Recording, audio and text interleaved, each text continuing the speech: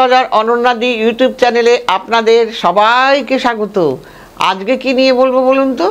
আজকে এটাই বলবো যে আমাদের 9টি গ্রহ এবং 12টি রাশি। এই 9টি গ্রহের মধ্যে শনিদেব হলো আমাদের মানে ধীর গতিতে চলা এবং ন্যায় অন্যায়ের বিচার করা। কাজেই আপনি যেরকম কর্ম করবেন সেই রকম ফল পাবেন। কাজেই এই শনিদেব নভেম্বর পর্যন্ত 3 রাশির কষ্ট ভোগ করাবে, 3 রাশিকে। হ্যাঁ, আপনি যেরকম কর্ম করেছেন আপনাকে ঠিক সেই রকম ফল দেবেন নভেম্বর মাস পর্যন্ত। কাদের কাদের দেবে, কারা কারা সাবধান থাকবেন?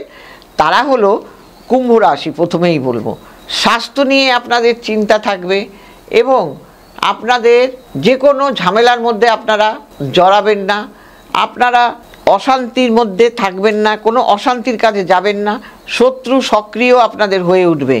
এই সময় অজানা কোনো বিষয়ে আপনারা আতঙ্কিত থাকবেন, বিবাহে আপনাদের বাধা থাকবে, এইগুলো কিন্তু আপনাদের হবে কুম্ভ রাশির। কাজেই এই সময় আপনারা এই সব বিষয়গুলো নিয়ে সাবধান থাকবেন।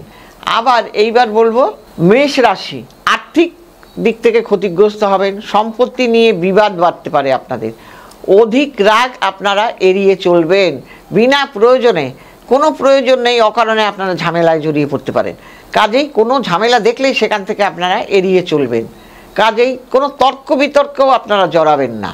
কোনো কথাবার্তার ফলে এমন হয়ে যাবে যে সমস্যায় পড়ে যাবেন। চেষ্টা করুন এই সমস্ত বিষয় এড়িয়ে চলার। এইগুলো এবং বিবাহের ক্ষেত্রে আপনাদের বাধা আসতে পারে, পরিবারের সাথে মতপার্থক্য হতে পারে।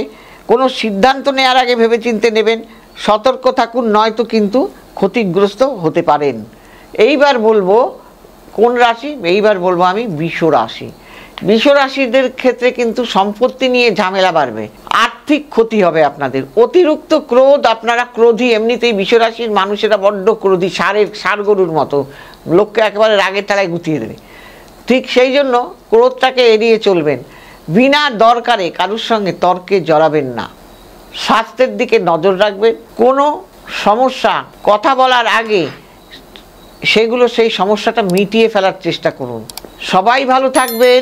নমস্কার।